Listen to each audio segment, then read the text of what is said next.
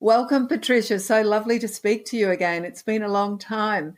I was wondering how you and your family are weathering this crisis. Well, thanks for asking. I'd say on the whole, pretty well. There's been sort of that silver lining of spending a lot of time together as a family. Which my kids are older, and so I have kids ranging from a couple years out of college and working to my youngest is going to be a freshman in college next year.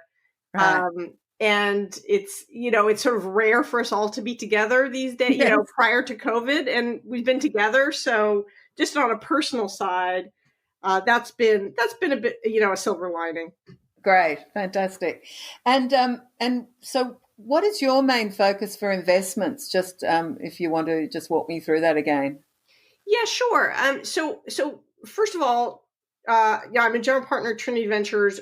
Our focus as a firm is early stage technology, encompasses enterprise and consumer, and actually overlaying that, we actually have a bunch of industry verticals that we spend time on. I have a partner, Schwartz Sacivolo, who focuses almost exclusively on fintech.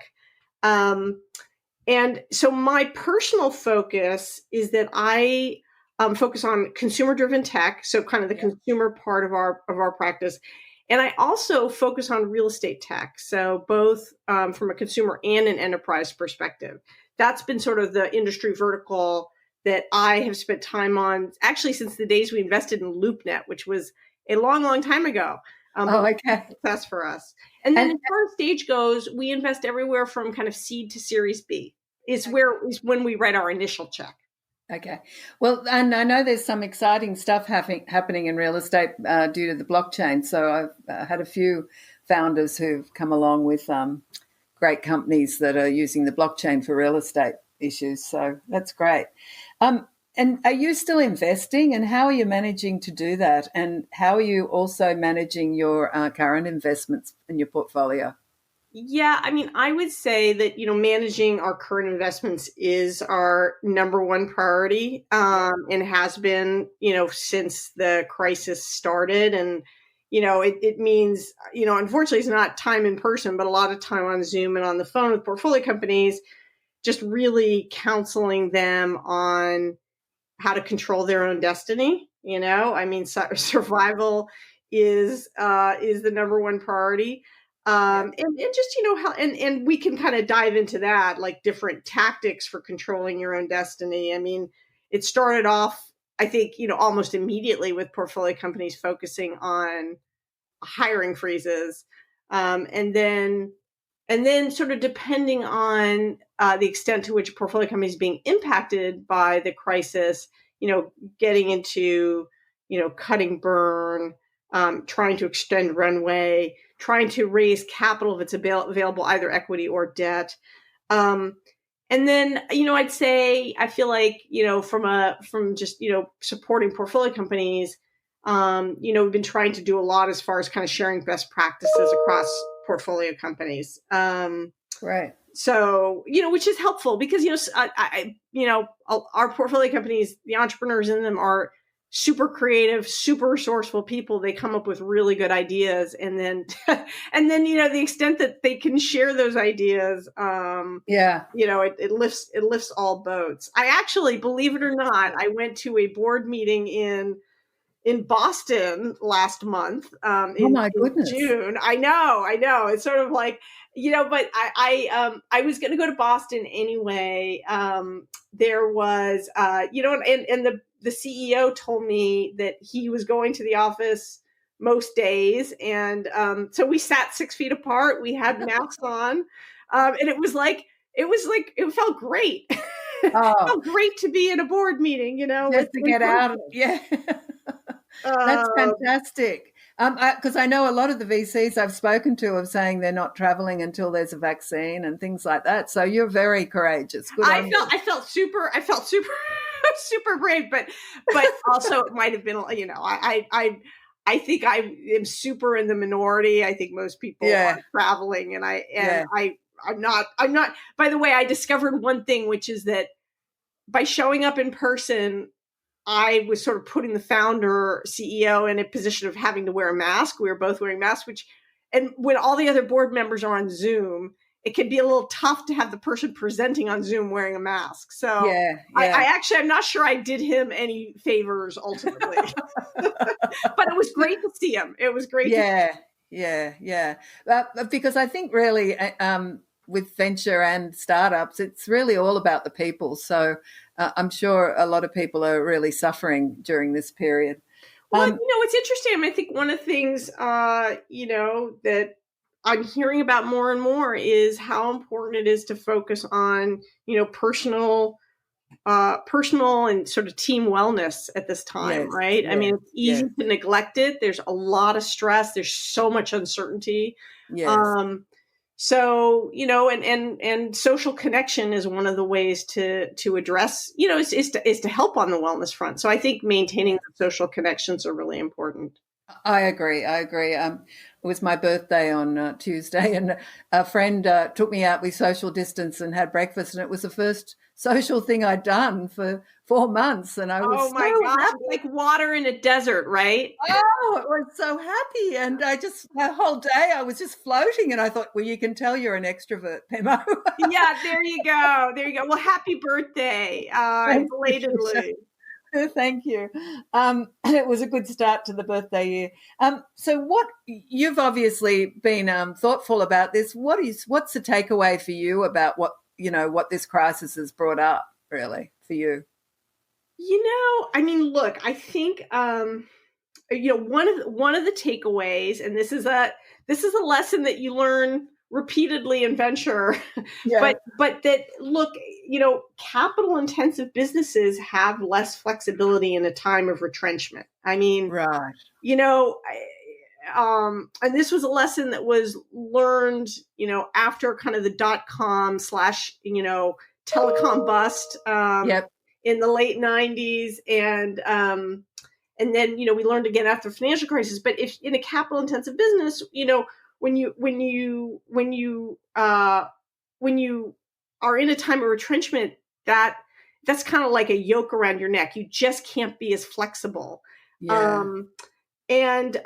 Even though I will say that, like, in the past 10 years, which have been a really, buoyant time for venture-backed companies, there has been more and more adoption of capital intensive business models because you can, right? Like you could, like, the capital was available. It was relatively inexpensive. And we were very much in a growth environment. But I think you're finding companies, and I have some too, that, have capital intensity. It can come from a number of different directions, right? It can be leases, just to take an example we're all familiar with.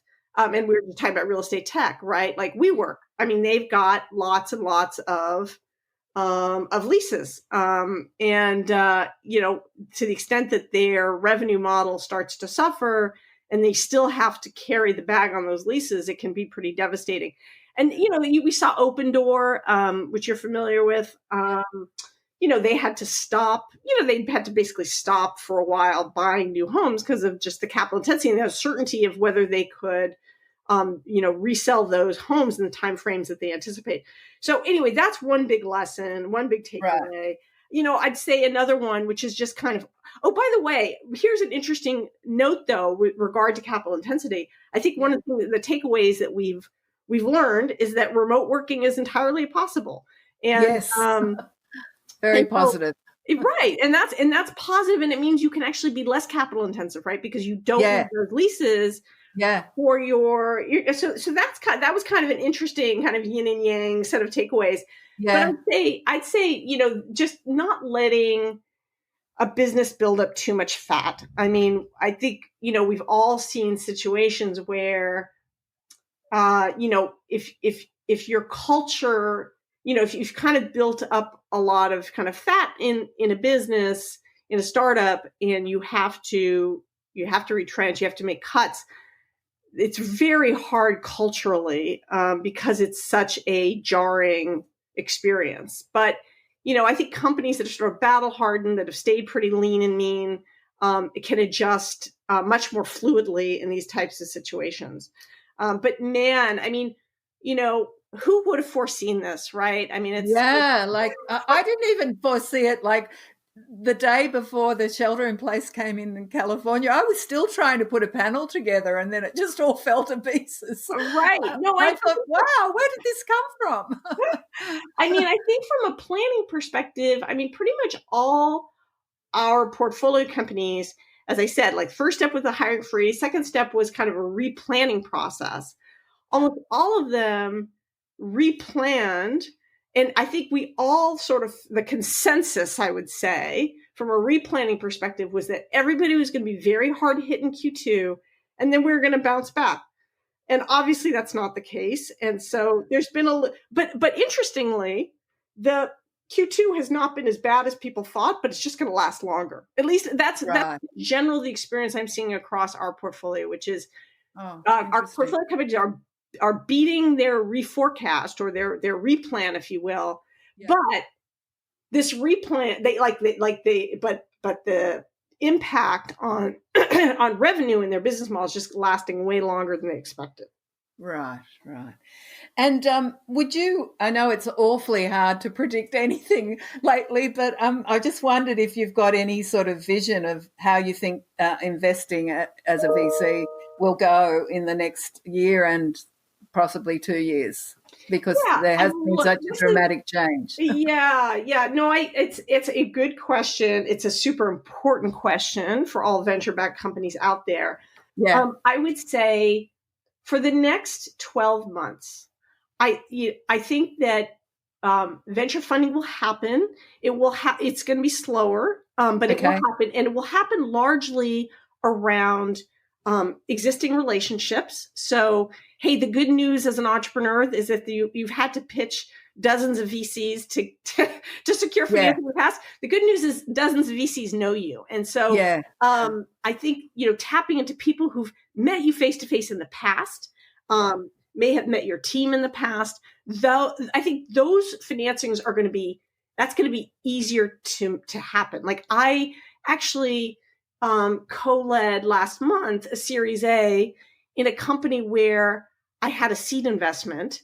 And so I already knew the team and already trusted the team, trusted the business that they're pursuing and the numbers that I was seeing. So I think existing relationships are going to be key. I would also say being highly targeted in who you approach over the next 12 months is going to be really key too, because I think having a very strong kind of investment thesis match will help, sort of grease the wheels, if you will.